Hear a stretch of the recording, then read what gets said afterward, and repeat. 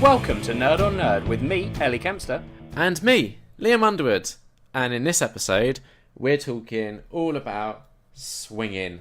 Well, specifically about a graphic novel called Swing, which is about swinging. Yeah, Swing Volume 1.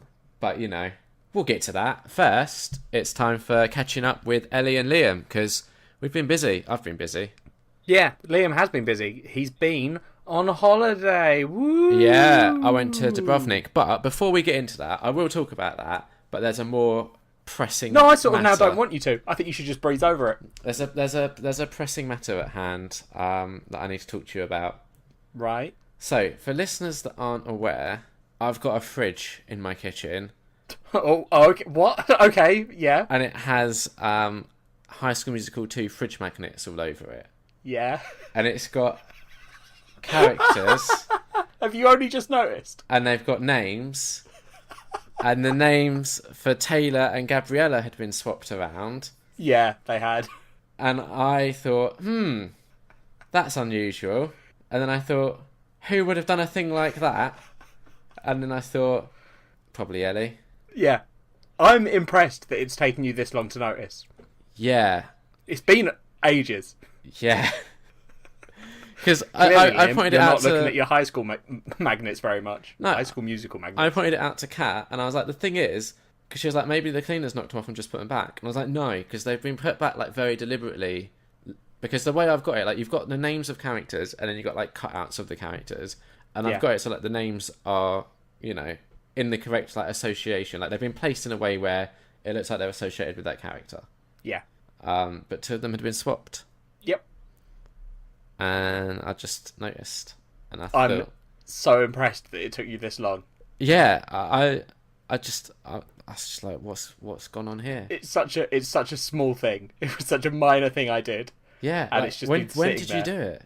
do it? I think it was the last time I was down, and it was I walked into the kitchen, or I think I was waiting for you or something in the kitchen. Doesn't sound.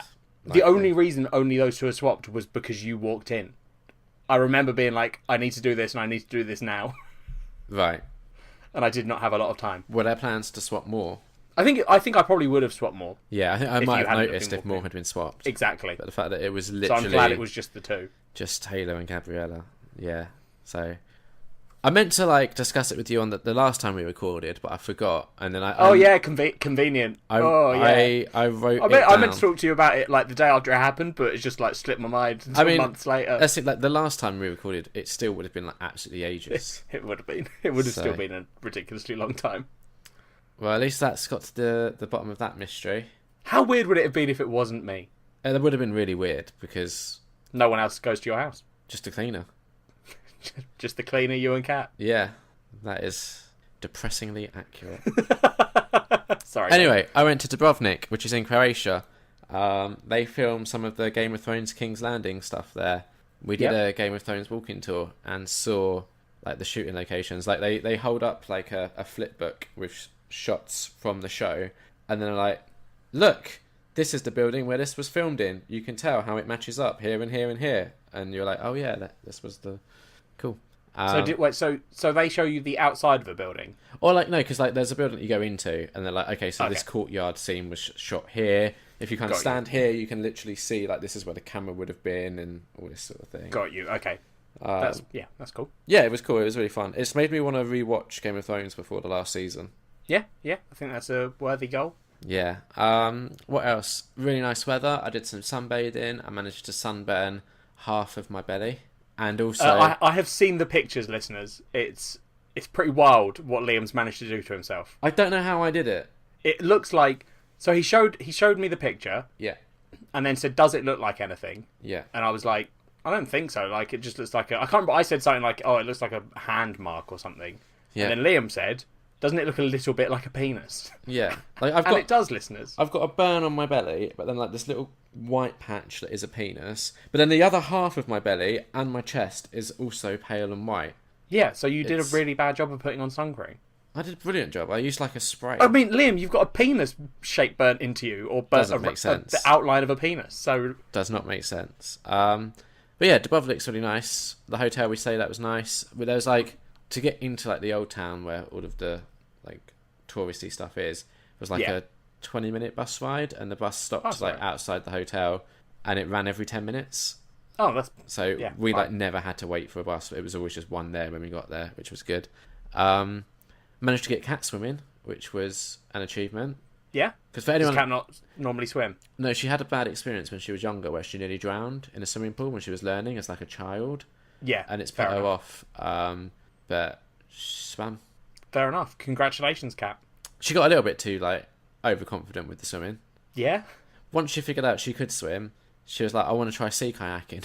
Yeah, that's quite a jump. Yeah, it was a mistake. How did the sea kayak? I mean, so on the last episode, I think you spoke about or possibly the one before it. I went kayaking with my mum because I was like, that's something the cat would never be interested in doing.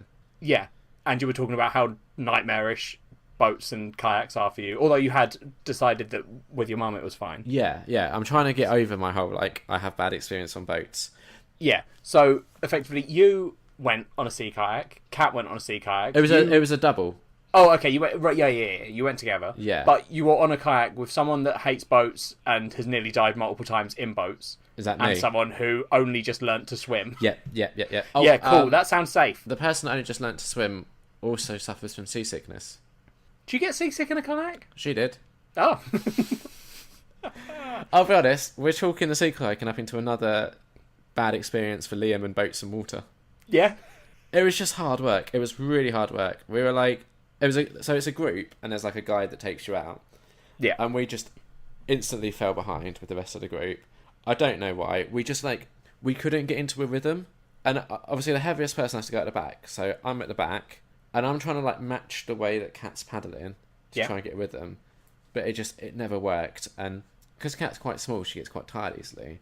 So she'd be like, left, right. And I'd be like, oh, cool, okay, I'm getting into the rhythm here. And then she'd be like, and pause for a little break. And it would just completely throw me, way off. It was a nightmare. We got to this little cove, and there you could do, snorkeling and stuff. And I was just, I was exhausted. I was just like, I need to just rest, because we've got a kayak all the way back. And the way back, that's when the seasickness really hit Kat hard. So I was like, okay, just stop paddling. And I had to, basically paddle us the entire way back, single-handedly. It was not a fun, relaxing day. I mean, I'm enjoying the story. The best part about it is we weren't the last back. Oh, that's all right.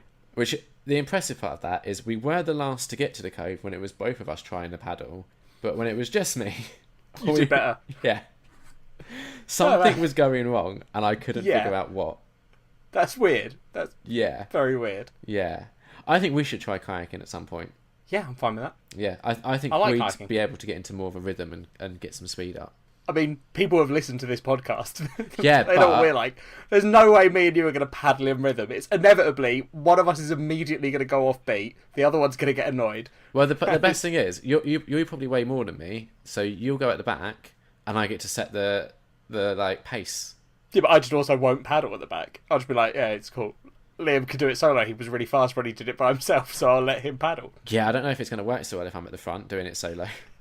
Because the front is really good for steering, but the back is where you really get the propulsion.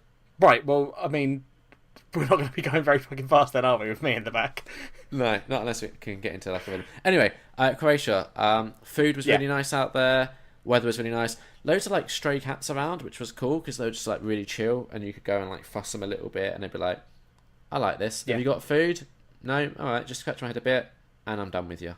And that's what I like about cats. Exactly. They're just chill. We did other stuff, but I can't really remember. Oh, we went up, because we were only there for 5 nights, so we didn't... There was stuff that we still wanted to do by the time we'd left, sort of thing.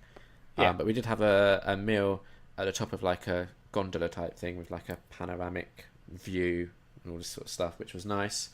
But yeah, it was a nice, relaxing holiday. Got to swim in the swimming pool a bit. Oh, I swam in the sea. That was something I haven't done in years. Yeah, I mean, that's quite a normal thing to do on holiday, mate. You were sea kayaking as well. Yeah. I don't know why the swimming in the sea is exciting. I'll be honest, there was one point in the sea kayaking where I was genuinely if I just get out and just push it from the back swimming, it'll be easier. There was also a bit where, at one point, the guy tries to stop you and gather you all together, and he's trying to tell you a little story about the history of Croatia and Dubrovnik and all this shit. Yeah. and we're like trying to kayak to where everyone else is, and we're quite far away from the nearest one, and you're meant to all like hold on to each other to kind of keep you all grouped together. And Kat starts leaning over to grab this thing, just completely not realizing how like boats work with weight distribution. I had to like really lean the other way to stop us from tipping over. It was probably the scariest moment.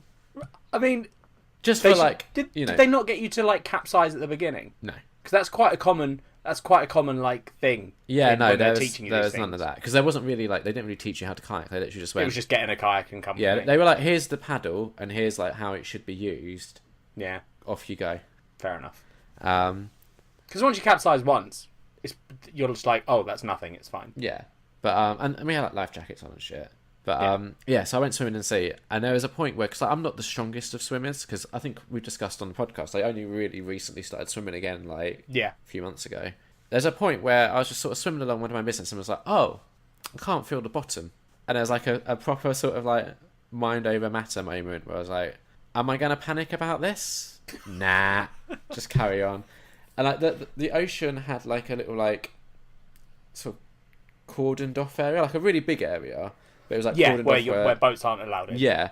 So I swam all the way over to the like cordoned off bit and then ducked under it and was like, now I'm in the real ocean. And then I ducked back under it and swam back. Right, okay, cool. You're so brave. Yeah, there was definitely a part of me that's just like, there could be anything underneath me. Yeah, that's the thing that freaks me out about the sea. I like the sea. Yeah. When you're on a beach, it's alright, because there's lots of people usually. Yeah. I don't like the idea of open ocean when there's, like, when wide you can't see ocean. land. And there's just, you don't know what's beneath you, and it's thousands of... fuck billions that. of miles deep, and Fuck there's probably Cthulhu's down there. Fuck that. Yeah. Yeah, that doesn't sound fun. No. The other thing that was weird about swimming in the sea is I had, like, swimming shoes on. Why? Because, like, the beach was really rocky. Okay. So there were shoes that you could just basically get wet. I've worn them before. Yeah, and I've never swam with shoes on before, and it's just like a weird experience. Yeah, no, it is weird. We did it there was a lake in France when I was a kid. We were on holiday, and the lake was surrounded by these trees that had, caltrops? Like, it's that little metal, like, imagine a pyramid. Yeah. A three-sided pyramid, but every tip of the pyramid is a spike sticking out of the centre. Okay. That's a caltrop. It's something that you throw on the floor and people can't like follow you. Yeah, That's the whole idea of them. Yeah, Basically, I know. Like in video games and stuff, when you're like driving in cars and you're like, chuck those out they the back. throw out caltrops. Yeah. Yeah, so it's like that. This lake had trees all around it, and the seeds were shaped exactly like that with the sharp points. And you couldn't swim in the lake without shoes. They told you not to because they would impale your feet if you tried to touch the bottom. So that was fun. That doesn't sound good. They had a water slide that went into that lake. How was that? Fun, but there was, every time you went down it, you were like, well, what if my feet don't touch the floor, but my ass does, or any other part of my body? Yeah, like your head. Yeah, good times. Fair enough. That's basically what I've been up to this weekend. We had a really fun experience where Kat's family gave her a second-hand desk that had been dismantled, and they were just like, build it. There's no instructions, and there's no pictures of what it should look like once it's built. So we tried. And we realised that whoever initially built it must have done something wrong, because the way the drawers worked didn't make sense. So, like, imagine a drawer. Yep. The stoppers were on the same end as the drawer handle. Oh, okay, yeah. So something had clearly gone wrong there. So we spent 2 hours trying to build it, figured out that this would never work, and today we took it to the dump, and that was the end of that. Good. What have you been up to? Buy an IKEA desk. I think that's what I'm going to do. I've said to her, it's her birthday coming up. I'll get her a desk for her birthday. Oh, wow, wonderful. You're such a considerate boyfriend. I've been up to, Liam. I think I've been to 2 parties in the last 3 weeks. Party animal. Yep, just wild, mate. What were they like? 1 birthday party, 1 just big party. What is your drink of choice at such a party? At the birthday party, I was drinking cherry Pepsi Max. How old was the person? 27. Why weren't you drinking, like, big girl drinks? Because we'd gone round, just for a barbecue. It wasn't like a get wankered party. Oh, okay. It was just a party. So I was like, I don't particularly want to get drunk. I'd much rather... It was like a 30-minute drive away. Yeah. And I was like, I can't be asked to pay for an Uber or get a train. I'm quite happy to not drink. Yeah. So I'll just go down in my car. Fair enough. At the other one, I was drinking rum and coke and cider. What was the better of the 2 parties? they were both good for different reasons. What were the reasons they were good? One was good because it was like hanging out with your friends, just chilled out, and the other one was good because we got drunk. Fair enough. Yeah. I had to go to a work thing this week, and I couldn't drink because I was driving, which just made an excruciating experience more excruciating. What was it, like a party or just a... It was a launch. There was some big thing that was being launched, and like one of the like real high up guys was supposed to be there, so they wanted us all to kind of like go and show our faces and stuff. Except the day that he was meant to fly, I think like the day before, he had an ear infection, so he couldn't fly. So it was just an utter waste of time. Yeah, wow, sounds... And shit. like the thing is, because we're now this like team of teams bullshit, because we've just got like a load of other teams that they've stuck under the same umbrella. Most of the people that I know from my team that I can actually hold a conversation with didn't bother going. Well, you should have asked them first. Yeah, I know, that's the mistake I made. I don't really like talking to them unless I have to. I just sort of thought, oh, they'll be there. There was 3 from my team that were there. Bad times.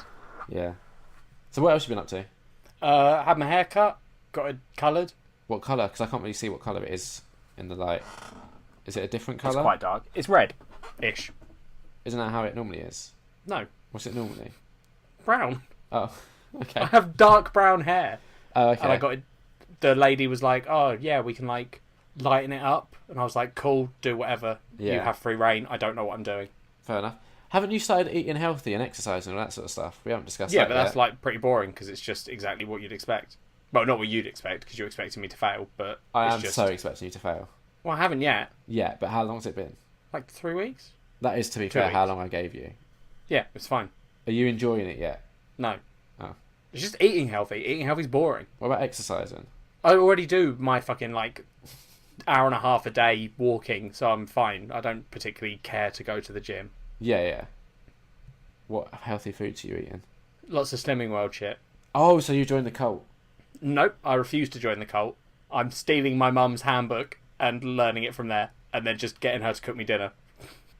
I remember, to be fair, right, this is why I think I might have to like readjust my prediction, because Yeah. I gave you 3 weeks under the assumption, because initially you weren't going to do the Slimming World thing, and you were like, I'm just going to cook all my own food and do it myself.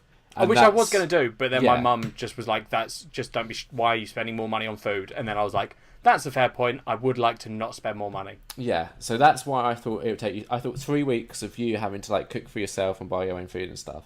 I thought by that. I mean, point, I did more than that when I was living in the flat in Battersea. Not healthy eating. No, but I cooked all my own food. Yeah, but it was like pizzas every night. No, it wasn't. I cooked like a fair amount of proper food.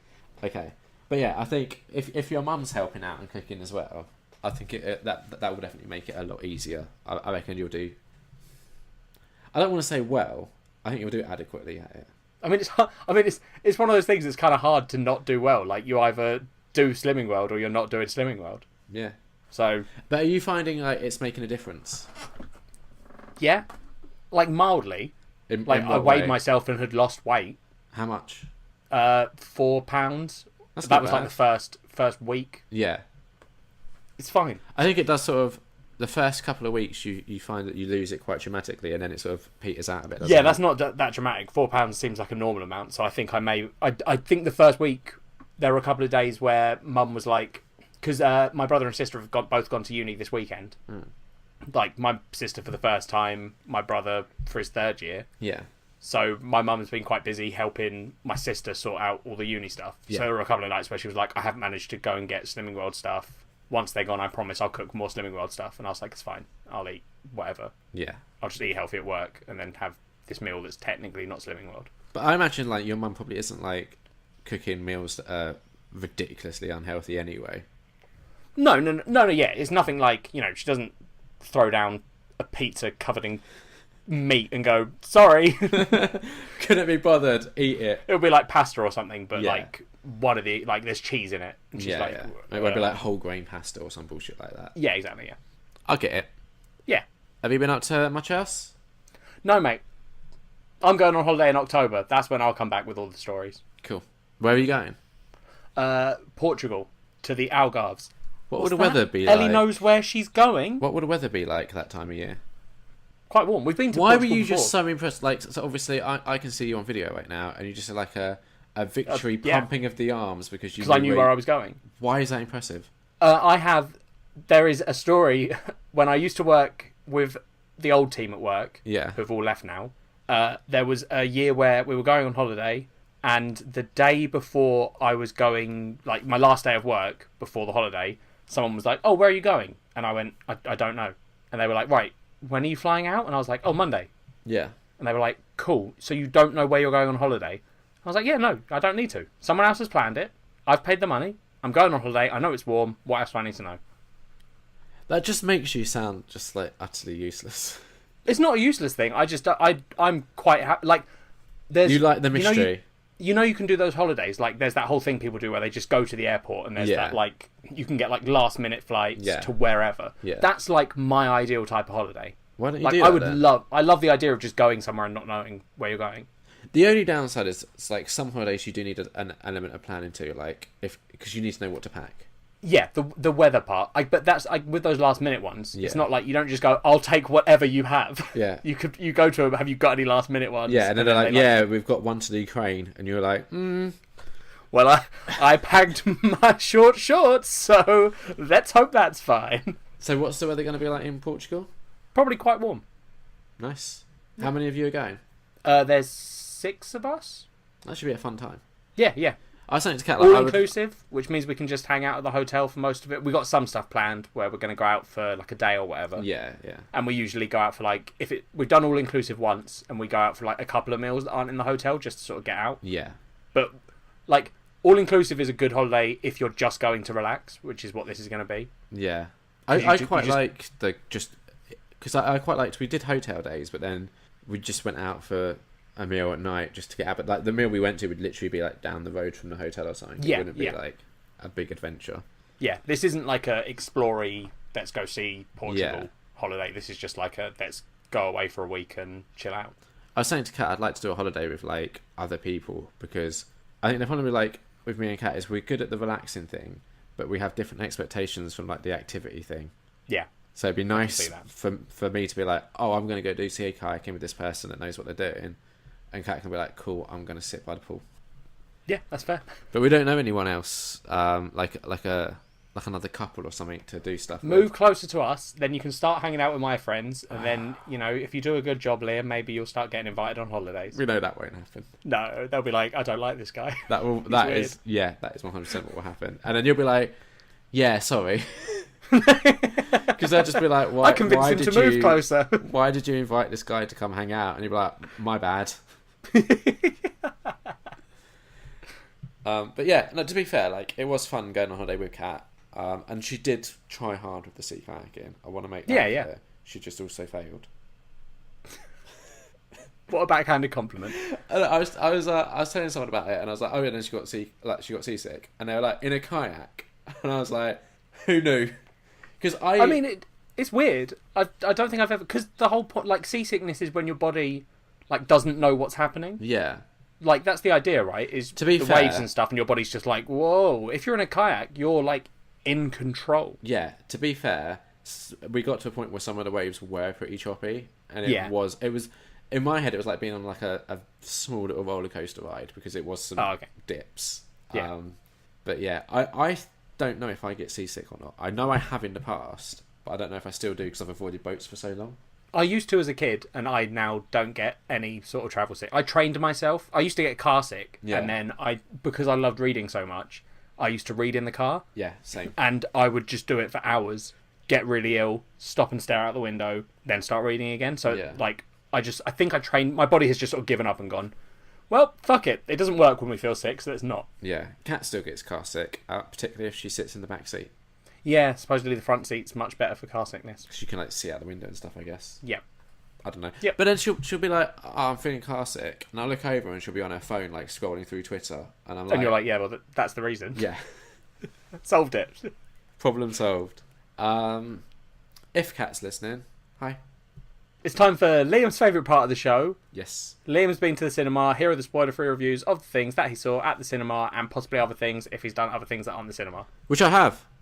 Whoa! I don't know if it made it into the episode last time, but I mentioned Bizarro. I think it made it in. I Okay. don't think I cut it. So while on holiday, I read a couple of Bizarro books. Yeah, just in case anyone's a first-time listener, Bizarro is this like new genre of sci-fi, or is it just a genre by itself? It's a genre by itself. It's not really sci-fi. It's It's just weird. The idea when we looked it up. Yeah. Because I was interested just to know what it is. I can't be asked to read it because I'm already reading a book that's ruined my reading. Yeah. Like the whole idea, it was sort of like they described it as cult cinema in book form. Yeah, the description. Like it's these weird. My this favorite. is such a weird thing. My favorite description I read that makes most sense to me is like the cult section of a video store where like it's just ridiculous titles and posters to like hook you in. Where essentially the concept comes first, and then the story sort of slots around the concept. Yeah. So it shares some similarities with like Chuck Palahniuk's work. He did Fight Club. That guy. Who did what? Fight Club. Oh, okay. He's quite like a famous author. I would have thought you'd have like read some of his stuff. Don't think so. It's a shame with American Psycho that you'll now never take another book recommendation from me because you sort of killed it. I did. I should have learned after really Fluke. Well. Yeah, but then I did give you that one. Was it Nocturnal that you liked? Yeah, Scott Sigler. Back to this. So the other thing with this sort of thing with Bizarro is it reminded me a bit of like Mumblecore, where it's like a movement that I just sort of stumbled upon late one night and just instantly got fascinated, like how this thing has existed without it kind of like coming into my attention. Yeah. So because it's such a small movement from the sounds of it. It is quite small, and it is also similar to Mumblecore in that it has that kind of vibe to it where you're like, oh, I could do a thing like this. Because there's not a lot of like, I don't want to say skill or talent, but like it feels like there's a lower barrier of entry than like general fiction. Yeah. Does that make sense? Yeah, I agree. Cool. Yeah. So the first one I read was called Help, A Bear Is Eating Me by Mykle Hansen. It's a good title. It's a great title. And again, concept comes first. The concept What's the concept? It's a guy in the Alaskan wilderness who is trapped under his Range Rover. Yeah. And a bear is eating his foot. And you find out kind of how he got into that situation. He's on like a work retreat. He's the boss. And the thing is, he's the main character who's being eaten is kind of a dick. Yeah. And it's this weird, like... I think the author's trying to kind of walk this tightrope where... You're half wanting the guy to get eaten, but you're half feeling a bit of sympathy for him because he is getting eaten by a bear. But he's just such a dick that you're just kind of like, I'm rooting for the bear. Yeah. Like, I don't want to do spoilers. We don't really do spoilers in this bit. No. But as you read more and more, you are just like, oh, this guy is just really, like, up himself. Is he a bad person? Has he done, like... Oh, yeah. Yeah, okay. Yeah. Has he done some naughty things? Yeah. Got you. And his, like, idea behind wanting to do this wilderness retreat, like, trip was not exactly wholesome and team building, but more as a ruse for something a bit more sinister.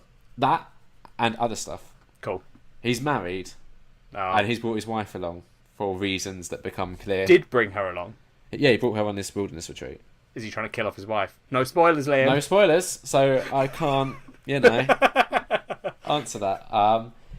So he's so I don't know. It's a kind of annoying reading a book where you just don't like the main character.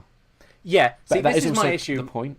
Yeah, but that's my issue with this kind of thing. Like, I don't know, experimental media like this. Yeah. It's cool that people do it. Yeah. But also, like, there's a reason things are done a certain way. And I'm not saying, like, hey, stick to the rules, but... Yeah. Like, stick to some of the basic principles. Yeah. Like, if I'm just reading a book about a dude I hate being eaten by a bear, that doesn't sound like the best time I'm gonna have. No, I think that's the thing. If the guy wasn't quite as unlikable as he is, it might have been a better read. And there's a couple of, like, weird, like, dream sequences that, for me, just didn't really work. Is the bear eating his foot the whole time? Not the entire time. It kind of, like, in the first chapter, the bear's, like, eating his foot. And then at one point, another bear comes along and the bears fight over the food. And the way that he's pinned under the car is he's kind of pinned where, like, it's cut off the circulation from his knee down. Oh, so he can't feel it? Yeah, exactly. He's just watching them eat his foot. Yeah. But it's also kind of, like, keeping him alive because it's stopped, like, the blood loss and stuff as well. So, yeah. It's not great. It's really not No, great. it sounds pretty shit. It was average. In all fairness, it was average. I'd give it 2.5 out of 5. Fair. But I read a second Bizarro book called Yeah. Ape Shit, which is written by Carlton Mellick III, Okay. and he's quite a prolific like Bizarro writer. I think he's written 40 or so Right. books in this movement. So this to me, so the first one, it had like little elements of Bizarro, but it very much felt like an introduction to this sort of movement. Ape Shit just throws you straight in. Okay. It's set up as it's meant to be the author's like homage to like Friday the 13th, but with a Bizarro twist. Okay. So it's a group of teenagers that go to a cabin in the woods and bad shit happens. Yeah. It was a really fun read in that like I think I read the entire book in maybe 2 days. Okay. That's good. But also there were times where it just was pushed a little bit too far. On the back of the book, it's described as Friday the 13th meets Visitor Q. I don't know if you ever saw Visitor Q. I haven't, but I know you've told me about Visitor Q. Yeah, it's a Takeshi Miike film, and it's about this like really, really dysfunctional family, and this random visitor comes and kind of brings them all together, but like super fucked up dysfunctional. Yeah. Like the scene opens with the father visiting his prostitute daughter. Yeah. Right. For a business exchange. Yeah. Got you. You didn't need to explain more. So, Ape Shit, every single character has something fucked up going on in their lives. And some of it is like, oh, that's interesting. And some of it is a bit like, you've taken it too far to be interesting. So, I'll give you a couple of examples, okay? Because they're not massively spoilers. You've got one girl who has vagina dentata. Right. Okay. Is this one of the... which side of the spectrum are you putting this on? The more okay side. Okay, right. And she has this habit of like brushing her teeth constantly. Her normal teeth. Yeah, okay, cool. Right, so yeah, just make that clear. Although, at one point she does also brush her other teeth and uses a toothbrush to kind of get off. Right, of course. You find the reason why she brushes her teeth. And so this is like a minor spoiler, but it's also like really fucking obvious. And I need to give you an example as to what I mean when I say Bizarro sometimes just pushes things a little bit too far. Yeah, so if you for some reason are fascinated, want to read this book, skip ahead like 30 seconds. Yeah, it's a very minor spoiler, and there's like I think 5 characters or 6 characters that go to this cabin, and this is just one of them. Yeah. So the reason why she's brushing her teeth so much is because her older brother is forcing her into a sexual relationship with him, right, and forcing her to go down on him. Yeah. So that perfectly explains the brushing the teeth, right? You're like, I get that, and she like brushes. She obsessively cleans her teeth. Yeah. Because of where Bizarro pushes it just a little too far, and you're like, it was already fucked up. I didn't need this little like cherry on top. Is apparently he makes her lick ants off of his penis. Do you know what I mean? Yeah. It's just why it's like an unnecessary step too far. Yeah, this is because when we were talking about this before, I raised my concern with the genre, which is if it's being weird for weirdness' sake, which that is. And what's really interesting as well is the author has like a foreword where he's just talking about this. Does he just go, I don't know what I'm doing, I've done 40, he actually what the fuck is name this? drops Chuck Palahniuk and says how they've discussed like being, I think they use shocking for shock, like shock for shock's sake is the way that they're describing it, but it's essentially what you just said. And Chuck Palahniuk was saying he doesn't try to write shocking, he just tries to write interesting, and sometimes that may initially seem shocking, but over time the shock should disappear and just the interestingness should remain. Because if you look at like history, things that were considered shocking in like the 70s now maybe less so in film and media type stuff. So I kind of get it, but like I said, with Ape Shit, it's just there's a couple of instances where it's just a step too far. So we've already said the spoiler, so I'm not going to repeat it. But the thing that you said, does that tie into that specific bit that goes too weird? Does that tie into it? See, so that's when they're saying like, "Oh, I'm not writing it to be shocking. I'm writing it for the." That's not true. Yeah, exactly. If that was a key point, and they were like, "Oh, well, it had to be that shocking because it leads to this." Yeah, that's when it's okay. But if it's just like, look at how weird this is. Anyway. Yeah, because that's the thing. It's already fucked up enough. Yeah. That you didn't need that like extra bit. So No. No one's sitting there going, oh, the first bit's fine. Oh! Yeah. Oh, no. Yeah. This was the bit that weirded me out. And there's also like a really problematic like gender identity part in it as well. Oh, good. I won't read it then. No, I would recommend you don't. Where there's a girl who's a cheerleader. Apparently she used to be really attractive. She now has a bright green mohawk and got really into tattoos and is just covered in tattoos from head to toe, basically. Yeah. She's in a relationship with 2 other guys. They're all okay with it. They're all like like a polyamorous relationship. Yeah, but just with the 3 of them. So is that still polyamory? Yeah. Okay. Yeah. Cool. One of the guys has like not had sex with them for a while, and he's like, "Oh yeah, I had a urinary tract infection, so doctor recommended no." Actually, he was just using that as a ruse because he just cut his penis off, like properly. But like he still identified. When you say properly, what do you mean properly? Like he'd done like the surgery. He hadn't just done it to himself. Right. He'd got it like properly done. They don't usually call that cutting the penis off, but sure. Yeah. Like essentially, what was the proper word for it? Just gender reassignment surgery. Okay, but he still wanted to be a male. He just wanted a vagina and to feel what it was like to have a penis inside a vagina.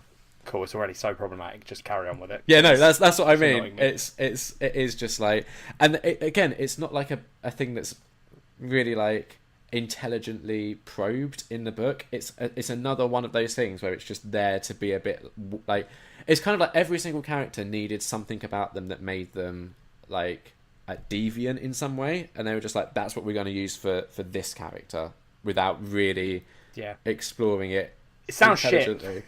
The thing is, it was a fun read. It was like this type of thing. It was quite addictive to get through because there was that element of just like, what's going to happen next. And the way it's written is like each chapter focuses on a character. Yeah. But it's not like they're the sole focus. You still find out what's happening with everyone else. And essentially, these weird mutant things start attacking them, and they have to survive. It's a 3 out of 5 just because it was a fun read. But there was just... It could have been better without those, like, unnecessary additions. Yeah. Like, not every single character needed something about them that was supposed to be, like, shocking or something. And the ones that did have those shocking things didn't need, the licking ants element to it.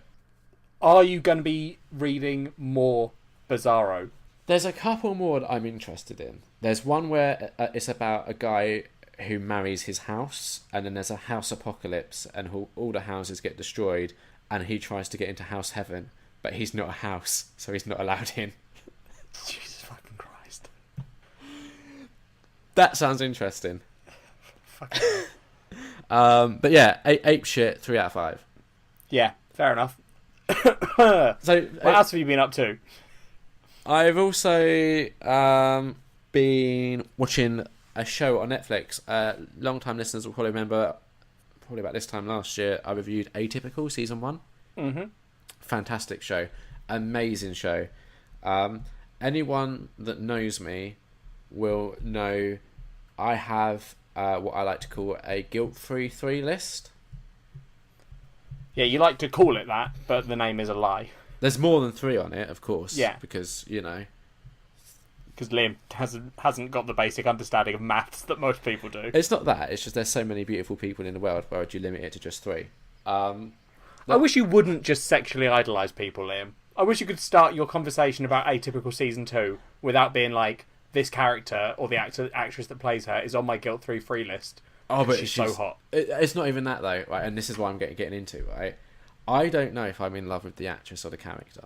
So there's an actress in it called Bridget Lundy Payne, who is just fantastic, but she just plays this amazing character. Okay. And I don't know if it's the actress or the character that I am totally in love with. So for anyone that's not aware, Atypical is about a guy named Sam who is autistic, and the first season is about him trying to kind of negotiate like the dating waters. He decides he wants a girlfriend, but the problems with him kind of that he faces because he doesn't really understand like relationships that well. Yeah. And sort of he's not very good with like metaphors and things like that. He likes rules and lists and people to say what they're thinking instead of double meanings and that sort of stuff. Yeah. The second season just carries straight on. So the character that I'm in love with plays his sister, and she's like a bit of a dick to him, but also just like completely has his back. If anyone else is a dick to him, will just fight back instantly. She's fantastic. It's also got Michael Rappaport, who you will definitely have seen in something. I don't know what, but okay. I know you don't know actors, people. Yep. He plays the dad. He's really good. And you've got Jennifer Jason Leigh, who plays the mum, who I think we discussed this in the past. I don't know if we discussed it on the podcast, but we've definitely had this discussion. American, specifically, TV shows seem to really struggle writing female, like, matriarchal roles well. They have we have had the discussion. You don't like, and I agree, when the mum is just, like, an obstacle. Yeah. Yeah. This does kind of fall into that category. Did it do it in season 1, or is it... Yeah. Okay. Yeah. And it's my only one, like, criticism, because Jennifer Jason Leigh plays the character well, but the character is unlikable, and I feel like it's deliberately written that way, but it's just, I don't know. She does something in season 1, and in season 2 she's trying to make up for it, but the way she's doing it is just, I don't know, it's not fun to watch. Okay. But the rest of the show is amazing. So if anyone hasn't seen Atypical, it's got that like coming of age high school set stuff that I like. It's a male lead, so I'm fine with that, I guess. Yeah. 4.5 out of 5. It's a really good show. Fair enough. I would recommend it to you, Ellie. I think you'd like it more than Everything Sucks. Yeah, which I'm struggling with. Yeah. And by that I mean I watched half of it and haven't watched the rest. I think we've literally got like 2 episodes left. Anyway. Yeah. Films. Yeah. You went to the cinema, didn't you? I've been to the cinema and I saw Happy Time Murders. Which I've also seen. It's not very good. It's not. Is the thing. It's not. It's got Melissa McCarthy in it. Yep. John McHale, he's in it for a little bit. Yep. The guy that plays Stanley in the US office. Let me look up his actual name because I feel like that's a bit... Yeah, that's a bit harsh. You did everyone else's names, but you're like, Stanley from The Office. Yeah. It's because he hasn't been in a lot. Leslie David Baker is his name. He's not been in a whole lot of stuff that I've seen, at least. And on his IMDb, the top 2 things listed are The American Office and The Happy Time Murders. It's just not good. It's not... Did you ever see Meet the Feebles? Meet the who? Meet the Feebles. It was basically No. Peter Jackson did essentially this idea where it was puppets, but in the real world, in like an adult environment, basically. Yeah. No, I didn't. It also wasn't great, and I just feel like I think the idea, the concept these people are having, sounds interesting on paper, but in reality, like the problem with specifically one of my problems with it is it relies so much on the whole like what I consider childish humour. Yes, yeah. Like a 5-minute scene of a puppet ejaculating isn't that funny. No. And I think the other thing is, like, if you look at something like Team America, right? Yeah. That is essentially puppets. Yep. And I think it's much more successful at what it is, puppets being somewhat adult. And I think that just works a lot better than what they're trying to do with this. I just don't think the story was strong enough. Or the comedy. Yeah. It's the only interesting bit of the film was the credits where they show how the film was made. Yeah, that's true. That was literally... It got to that bit and I went, oh, this is quite interesting. Yeah. Yep. I'm just trying to see if... hang on.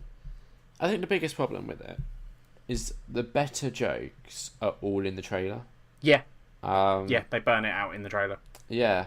And like Melissa McCarthy... So, we obviously watched her for a previous Culture Swap with Gilmore Girls. Yeah. She was in that. That's when her career was starting. And I found her to be really like hit and miss. And like earlier this year, she was in a film called Life of the Party, which was, pretty average, but somewhat... It was better than I was expecting it to be. Whereas this is just kind of as average as I was expecting it to be. Yeah. It's annoying because she often gets typecast as fat funny girl, which is a role that I don't particularly give a shit. I think it's just stupid. Like anything that's just like, it's funny because look how fat this girl is or guy is just stupid. So I'm glad that in this it didn't rely on that. I don't think they made any fat jokes. There might have been a couple, I think. Were there? I might be wrong. I saw this 3 weeks ago, so I might be wrong, but Okay. feel like because there's her having the banter with the detective that she got fired, and I don't know if at any point he. Oh, maybe he does. Yeah. I think the problem with this is it doesn't give Melissa McCarthy enough of a chance to be funny. Yeah, exactly. Yeah. They rely on the puppets being funny, and they're not. No, they're not. No. What would you give it out of 5? Probably a 2. Yeah, I think for me it's a 2.5, but it's a low, like it's only just. Yeah, that's annoying. Yeah, because it's always annoying when you see a shit film. That's yeah. Well, speaking of that, I saw a film yesterday. What film did you see, Liam? I don't know if you've heard about it. It's called Crazy Rich Asians.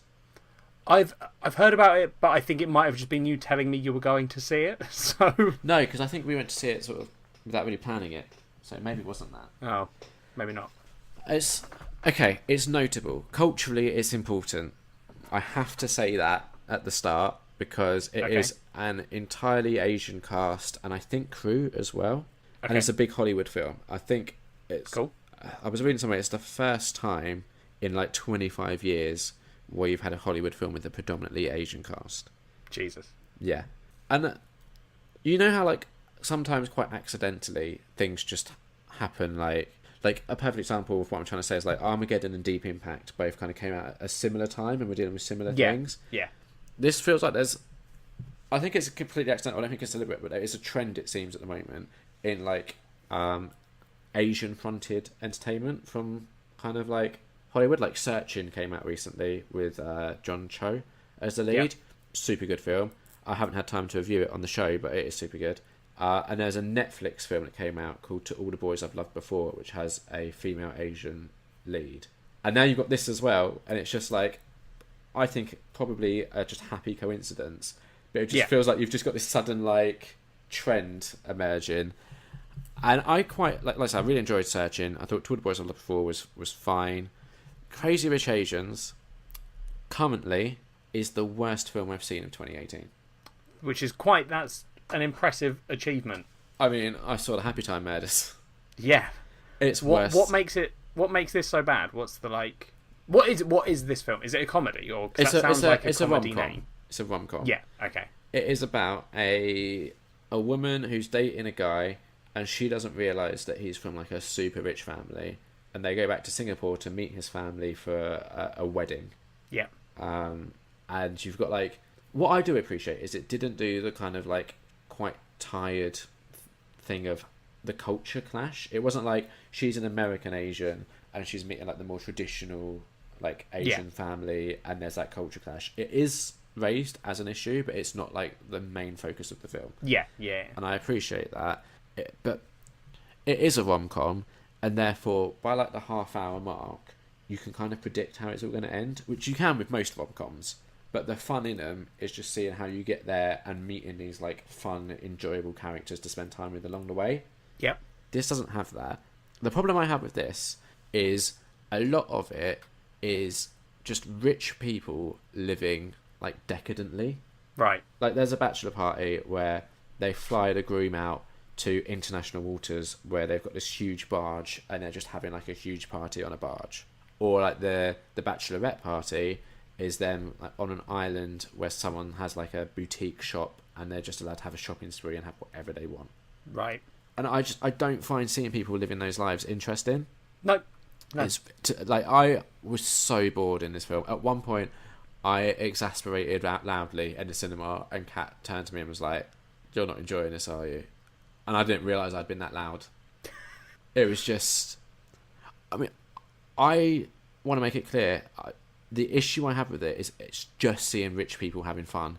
To me, it isn't a good time. Doesn't matter that they're Asian. Even Asian rich people having fun still is boring. And like the whole kind of like... It feels like the marketing and like the focus of this film is it's Asian people. That's amazing. And like I said, culturally, but you still need to have a good film behind it. There was a couple of actors that were good. So it's got Ken Jeong in it. Yeah. Who is in Community. Mm-hmm. And The Hangover. Yeah, exactly. The lead was played by Constance Wu. Yeah. She was good. I'm just double checking something. Bear with me. Yeah. Okay. Yeah. Yeah. She was good. And you also had. Maybe I'm going to butcher the pronunciation here. Awkwafina. Okay. She was in Ocean's 8 earlier this year. She looks completely different in this film, but she's probably like has some of the funniest scenes. And a guy called Nico Santos, who is really good. Some of the music choices are good. They have like some Asian covers of like the most noticeable one in the film was Coldplay's Yellow. Okay. Which good. But it doesn't really help when you're just bored, and it's 2 hours, and it was a pretty excruciating 2 hours. It's like 1.5 out of 5 bad. Yeah, I mean, it doesn't sound like the kind of film I'm going to rush out to see. No, because you don't mind a rom-com. I like rom-coms. Yeah, and I'm the same. Like Coyote Ugly is an amazing film, but I don't know. This sounds a bit like how I imagine, because I have refused to see it, is the sort of Sex and the City film. Yes, yeah. Where it's just sort of like there's the element of there's a rom-com or romantic storyline going on here, but in reality you're just watching rich people go be rich. Yeah, exactly. Which, yeah. I think for some people they kind of like see it like how the other half live almost. But maybe it's like the same reason that I like fantasy and sci-fi, where it's like escapism. Yeah. But for me, my escapism is I'm like, I wish I was a forest elf. Yeah. And theirs is like, I wish I was rich. Exactly. It's been getting really good reviews, and a lot of people have really been enjoying it, but it did not work at all for me. Fair enough. And that's all of the stuff. There's stuff that I didn't get around to. Maybe on a future episode. We'll see. Yeah. Housekeeping! Oh, let's keep the house. Who have we got? Have you done anything, Liam? I played a bit more Pokemon. Yep, same. I don't really have like a major update to give. I've completed the next island trial. I haven't got there yet, because I played at the beginning of the week, but not the end. Right, yeah. So I've done that, and my Pokedex is looking pretty strong. It's in the 70s at the moment, so happy with that. I just caught an Eevee. That's all I wanted in the game, really, because Eevee is Eevee and the evolutions are my favourite Pokemon. Are you going to try and get all of the evolutions? Yep. I try to in every game. And every game they add more, don't they? Well, yeah. I was going to say this one didn't, but it did, didn't it? Was this where the fairy was added? Possibly. Yeah. Whatever. Yeah, okay. I just hatched an Eevee out of an egg. Ooh. And I caught 2 so far, I think. Yeah. It's fine. I haven't done anything else, have you? No. Communications! We've had no emails. No one has cared Exciting. to email us. We have had some tweets. Who's been tweeting at us? Amanda? Amanda, of course. She said, "What is plaster and how would it pull off your hair?" Also, I'm surprised there wasn't a before and after pic of the waxes on the Nerd on Nerd social media. That's my bad. I probably should have put it up. A plaster is a band-aid. Yep, exactly. I realised that we didn't really Americanise that discussion. Nor will we, Liam, for we are British and they are Americans, and one day the colonies shall be ours again. Donald Trump, if you happen to listen to this episode, I don't have the legal authority to declare war on America, so don't take this as some sort of... I also, it almost feels like you're declaring war specifically on Amanda, which I think is a bit harsh. Oh, I'm not. I don't want to, Amanda, I don't want to go to war with you. There we go. That's just how it was coming across to me. Sorry. Amanda also said, "Ellie, I too have reached the age where I rarely drink to excess. I did the same thing on my birthday this year. Drank a bit, but then stopped and was sober by the time we got home. Yay, adulting." Exactly. She said that she was happy to hear your GIC appointment went well. Mm-hmm. And she said that she loved the way it was teased in the episode description. She I can't remember what I wrote for the episode description. She thinks you would make a badass glow. Have you not seen season 2 of that yet? I thought you'd have got straight into that. No, I haven't. I've been really struggling with watching stuff like shows, and I don't know why. That is weird. I think I've done a bit of you know, where you have your just things out. where you watch like a shit ton of films and then stop. I think I've had that with TV shows I've had it for like a month. Fair enough. She thinks that you should maybe be a badass glow for Halloween, though she said that's not as big in the UK as it is here. It's not. She also said that she can't help but laugh at the idea that My Girl would be the less heavy, uplifting culture swap, as it's notorious for making people cry. It was a bad choice by Liam. I don't know if I'd say in terms of we wanted to have a episode that wasn't depressing and sad. Yeah, it wasn't though, was it? Nah. Go listen to the last episode to find out, listeners. You know how we also asked a question last episode about how we argue a lot? And We were interested in seeing what people thought. Yeah. So Amanda said, hearing with no people... intention of changing. Yeah. She said, hearing people actually argue usually stresses her out.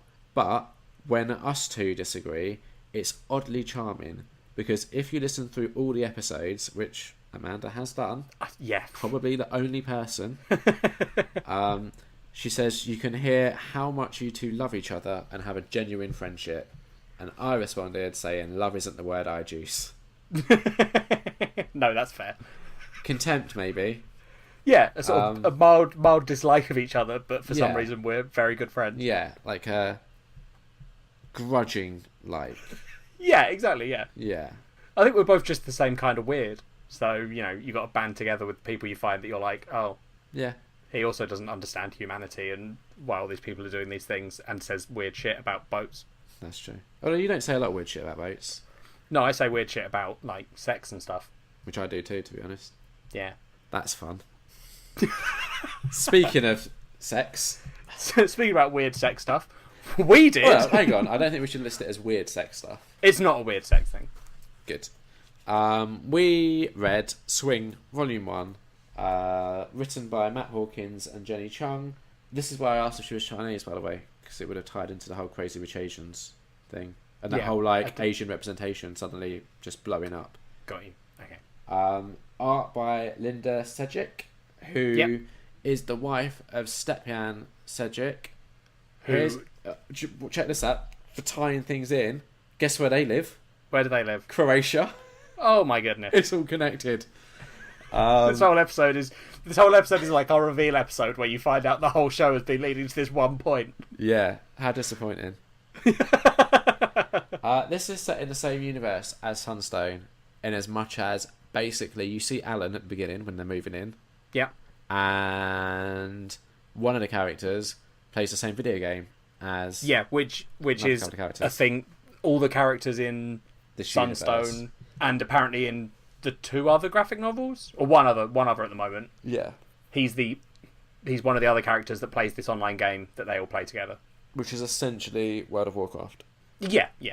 But so it's set in the Sunstone universe, but like it's not massively impacted by the events of anything that's happening in Sunstone. Yeah, they're not tied together in a story way. Yeah. Just in a this is all happening in the same. Yeah, it's thematically similar in that it's exploring a more like taboo's probably the wrong word, but like less known maybe, or I mean, so swinging does have a taboo about it, but not as. But then I guess so does BDSM. right? It's the same sort of thing where like there are people that would judge this, which is and these both like listeners. This is going to be all spoiler filled, about Swing. So if you want to go read it, which I'd recommend, go do it. But if not, just carry on listening. I would say if you haven't read Sunstone and you got the choice of reading either Swing or Sunstone, go for Sunstone. Yeah. But that's like one of the best graphic novels ever. Yes. Yeah, so Swing does the same sort of, like Liam was saying, does the same sort of thing as Sunstone, where it's looking at this lifestyle, which is specifically called the lifestyle if you're part of the Swing community, apparently. Yeah. So it's another topic where me and Liam, as far as I'm aware, haven't got experience with this. No. Same with the BDSM from Sunstone. Yeah. So we're coming at it from a completely uneducated place. I think the biggest difference though is Swinging I can kind of get my head around like without having to like read a comic about it, whereas with BDSM I found that as much as it was like a good entertaining read like the relationships, there was a level of education to it of stuff that I didn't know about BDSM, whereas with Swinging I feel like it's slightly more represented in media and stuff, not to a great degree, but I'm more familiar with like some of the terms that were used and the concepts behind it and just like the general idea of what swinging is. Yeah. Okay. So as someone that is less vanilla than you, yeah, in terms of their whatever, I'm less vanilla than Liam. So like I think I've got pretty much the same sort of knowledge about both of them. I find it harder to get my head around swinging in terms of the actual act itself. Okay. Because of the way I am. Yeah. Like you're swinging to me is something very alien. Yeah. It's very alien to me. You're like, is it like a penguin or something that mates for life? Yeah, I think so. Yeah, I'm like a penguin, Liam. Thanks. Yeah. But like, so for me, like BDSM, I can understand the appeal, whereas Yeah, but I swinging, think if I remember rightly from our discussion on BDSM, you could never do it because you would not like to inflict pain or have pain inflicted on you. but you also it's not 100% about a pain thing. Yeah, it's more So- about Dominance and submissives, Liam. yeah, exactly, control and also pleasure. Yeah, And sometimes like it's not pain, it is what's the word, like denying pleasure. yeah. Whereas swinging is basically like if you're in a relationship, the way that it's kind of almost described in the book to an extent is it's like okay cheating sort of, which is not the right way of describing it, but it's the way it's sort of portrayed at one point by one of the characters. Yeah, so basically in Swing, we're following these two characters who are in a relationship. The first chapter of the comic shows how they met at college. He's a like teaching assistant sort of thing. Yes. She's one of the students. They meet, talk about some love poetry, and have a very hot and steamy relationship. Yeah. You like get a very quick, so it's a quick like just cut and jumping story showing their like life together, like him meeting her overbearing parents and her like convincing her mum to accept him because she loves him. Yeah. Then they have a kid. Yeah. And then you sort of jump to the actual story where they are both struggling with their relationship. She doesn't want sex as much. Yeah. Or they both are struggling to find time to have sex with each other. Yeah.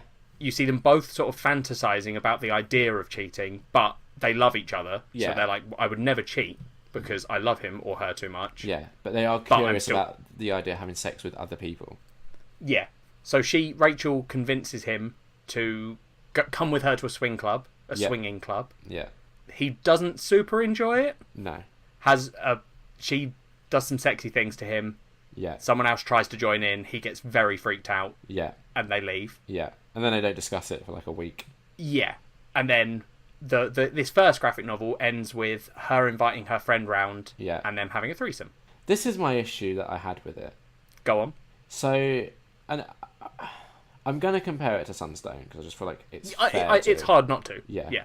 Sunstone had this really nice like introduction to this community, like this BDSM community, where you had someone that was interested in it but very inexperienced, meeting someone that had experience, and that person kind of like showing them the way, and then through this experience they developed feelings for each other, right? Yeah. And that just really worked well. With Swing, my impression of reading it is, yeah, they're both unhappy, but from volume 1, she is the one that is really pushing for the swinging stuff. He seems quite resistant to it, and even like her like having a threesome, essentially it's because someone that worked at the swing club said if he's not on board with the idea, get him a couple of threesomes and he'll come around, which to me just seems really manipulative. Right, so it does read as manipulative. My takeaway was less that he didn't... I don't think it's that he doesn't want to do it. I think he's struggling with the idea of it. Yeah, but so... And I think... The issue I'm having is I just feel like she's moving too fast for where he's at. Yeah. And it just... I don't know, it reads weird. It doesn't read like a healthy relationship exploring swinging, which there's an afterword where the writer is basically saying, like, here's the pros and cons of swinging. And one of the big things that is constantly repeated, swinging doesn't help you fix broken relationships. Yeah, but I don't think their relationship is meant to be broken. I do admit, no, it's not and broken. I agree with you, that the way this volume reads does struggle to portray their relationship. I don't know. I didn't read it and go, these two people are just madly in love with each other. Exactly. Like, there's scenes where you're like, oh, okay, I get it. These two are in love. Like, there's a really good scene, right, where they've not been able to make time with each other due to like work commitments, and they're on like slightly different working schedules. He's kind of responsible for looking after the kids a lot, it seems like. And there's a scene where he's having his downtime, which is playing this like World of Warcraft type game. He's in the middle of a raid. For anyone that isn't aware, a game like World of Warcraft where you're playing that sort of thing, there are other actual people relying on you to essentially fulfill a role, and if you don't, everyone's going to die and lose out on the game, and that could mean like potentially hours and hours of effort lost. She just comes in and is like, oh, I'm a bit randy, I'm going to wear this nice thing and distract him from his game. And he obviously is just like, what the fuck, I'm in the middle of something. And she gets really pissy about it. And that's when I was just like, I totally see, like, his perspective a lot better than hers. I don't get why she's getting so pissy.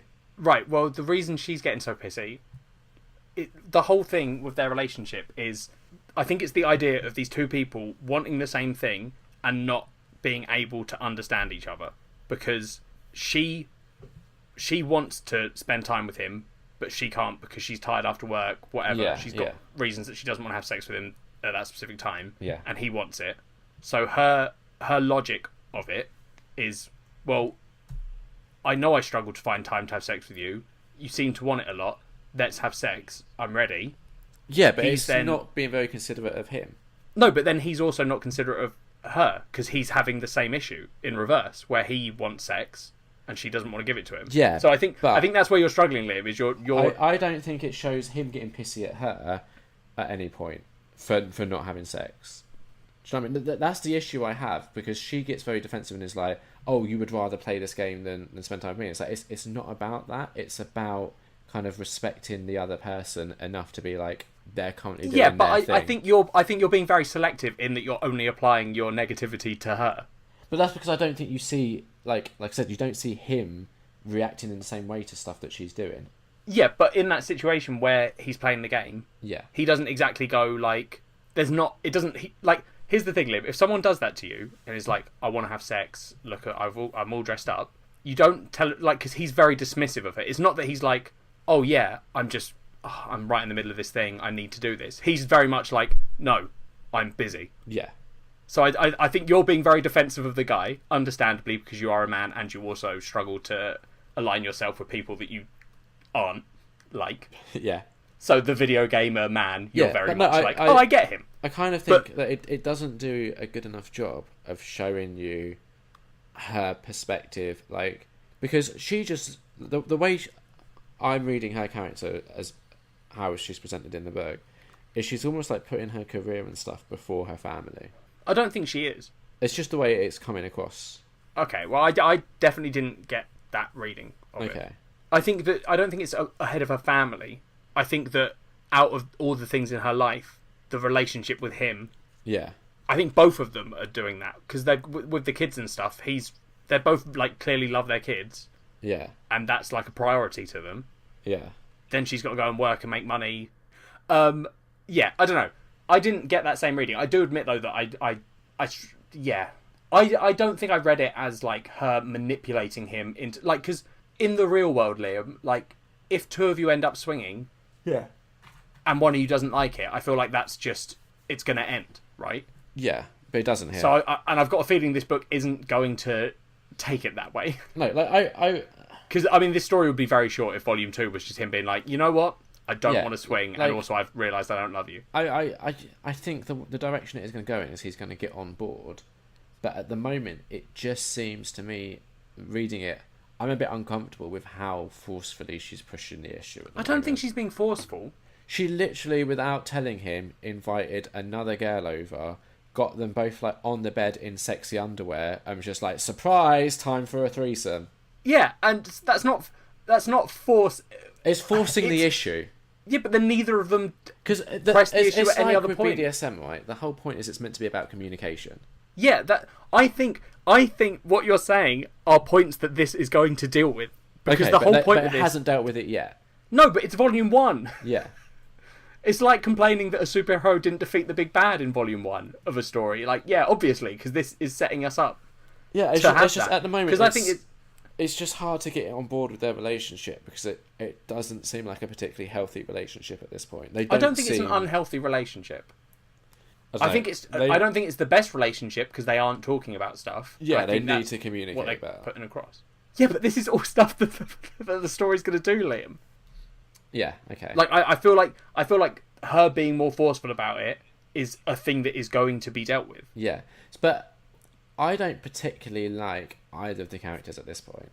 I think they're okay. I'm not as attached to them as I was to the characters in Sunstone. Yeah, and even like by the end of Volume 1 of Sunstone, I was like, oh, yeah, I'm really into these characters. Whereas here, I'm just a bit like, I don't know. To me, at the moment, swinging doesn't seem like what this book should be about. But I think from what the guy says in the afterword, Yeah. the idea, like, so this is my issue with it. Like when I was saying at the beginning, the fact that I can understand BDSM, but I can't as much get my head around swinging. To me, the idea of like finding pleasure in you and your partner having sex with a different person in the same room or whatever. Yeah.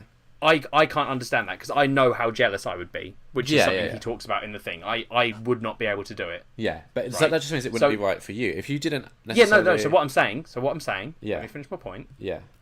What I'm saying is because I don't understand that, I want to read more because I want to like how Sunstone gives you a view on BDSM and is like, here's the nitty gritty, like this is why these relationships get built and how it all ends up working and that stuff. I'm interested to see what the message about the swinging community is because I don't like if someone told me they were swinging, I wouldn't be like, ugh, how can you? Because I don't understand polyamorous relationships, but I think if people are into polyamory, I'm totally on board with it. I think it's cool. There's a word that he uses in the afterword, which is compersion, which is where you enjoy watching your partner experience pleasure and joy. Yeah. And he kind of calls that out. He said, like, it can be arousing for some. Successful swinging couples aren't sociopathic. They do experience emotion in these situations. It's just the opposite of what most people would experience. Yeah, because most people would feel jealous. Whereas exactly. people that are into that would be like, oh, it's awesome, my partner's... And I think another thing they say is it's about disassociating sex and love. Yeah. Essentially, because it is like, oh, I love this person, but they're having sex with other people doesn't mean they love me any differently or any less. It's just it's like a hobby, essentially. Yeah, that's how it's sort of described in that afterword. Yeah. It's interesting. The idea of it is interesting. It's just something that I know I couldn't do. Yeah, but I think that is the more common response as well. Yeah. One thing that did impress me, which I don't think you get in Sunstone, but I could be wrong, there's some erect penises in this. Do you see... I'm trying to remember if you see any erect penises in the volume where you look back at the past. Yeah, there might be, but I just feel like it's more prominent in this then, at least. I mean, like Sunstone is dealing with effectively a lesbian relationship. Yeah, exactly. So it would be a little bit weird if they were chucking erect penises all over the place. It's not a criticism against Sunstone. It's just we've discussed in the past how rarely you see erect penises in media. So yeah, I think it's a plus that they don't necessarily like try and like draw around it. Essentially. Yeah. I'm not on board with the characters yet. It might happen with time, but at the moment, I'm just a bit like. I think at this point it could go in two very different ways. Where they kind of the way that it most likely is going to go if we're using like Sunstone as a template, where swinging is going to bring them closer together and they're going to find this renewed love for each other. But equally, where it ends in Volume 1, it could just as believably go down a completely different path where this like destroys their relationship. I feel. Yeah. Is that a good thing to have it like at such a? Yeah, I don't know. I think it can be in terms of storytelling. Yeah. I think something that I struggle with in stories is when the ending is so predictable. Yeah, so the fact that you're having the doubt of like, well, it could go either way is probably a good thing. Probably. I do agree that I've not got into the characters as much as I did in Sunstone. Yeah, like I said, even Dan, who I can kind of like see from his perspective maybe better than Kathy's, I still don't think he's a particularly like he's not kind of I'm rooting for necessarily. No, I think what it does is towards the beginning it tries to establish their characters. Yeah. And does a fairly good job. I find that the characters I see in the beginning bit where you're looking at their past, I'm more attached to. Yes.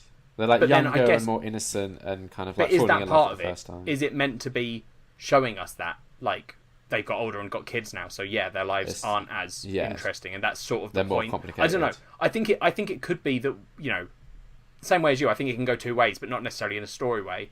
I think I could read however many volumes of this there are and be like, wow, that first volume is so good because it's done exactly what it should have done, which is show me exactly what they're feeling like with the unattachment to them. Yeah. Or I think it could go for 5 volumes and I could look back at this one and be like, volume 1's the weakest. Yeah.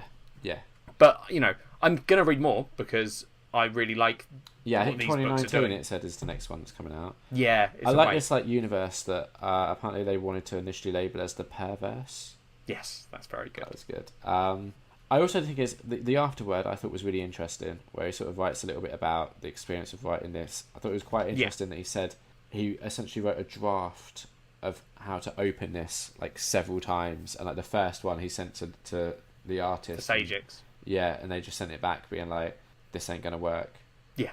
And I think you kind of, having read that and now looking back at the volume, I kind of can see someone struggling to like get to grips with the characters, because like you said, the opening does work really well, but once you've progressed a bit more into the relationship and they're married with kids, I don't think we're seeing a good enough like side of their characters to be able to get on board with them. Yeah.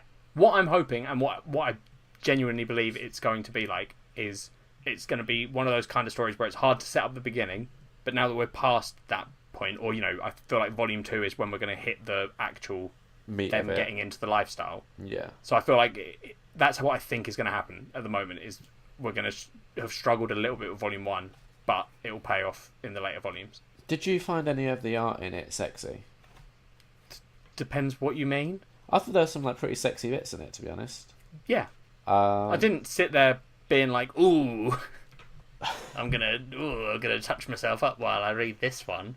Yeah, but there's definitely some moments. It's a book about people having sex with multiple partners, Liam. Of course, some of it's sexy. Yeah, it's the same with Sunstone. Yeah, like especially the scene when they're at the club. I really like the way that was drawn, and the way it was drawn with him kind of having the freak out, where it's a small little panel and it's 3 hands, and you got 2 hands, and then the third one has like a little like is coloured red and has a question mark in it. Yes, I just thought it was like a neat way of showing like his perspective at that time. Yeah. I mean, the Sajix clearly have a talent for sex. This art. No, sexy art. The art. They're really good at telling their story through their art. Yeah. I know this isn't their story. It's Matt's story, but do you know what I mean? Like Matt has written this story, and then is it Linda? Yeah. Linda's able to like show it. Through her art. It's also impressive because they have her and her husband have a very similar art style. Yeah. One thing that I was a bit confused by. So it opens with this like into the lifestyle, right? Yeah. Which is written by and signed off by Adam and Lily. Yeah. Who the fuck are Adam and Lily? I don't know. Okay. Cool. I was just making sure that wasn't something I've missed. No, I think it's probably just like characters that might appear later, maybe. Or it's either going to be characters that appear later, or just it's 2 anonymous people that have given them. Because he says at the end that they went to swing clubs and spoke to people. Yeah, true. So it could just be Adam and Lily are 2 people they met who they were learning about it from. Yeah. I was talking to Kat about this because I was reading it. And I said like, are you and Kat going to go swinging? Nah, she hates the idea of it. Yeah. I said, can I go without her? I don't think you understand what swinging is. That was also a big no. Yeah. I said like, cause I was talking about the colour party, where it's like you got red, green, and yellow.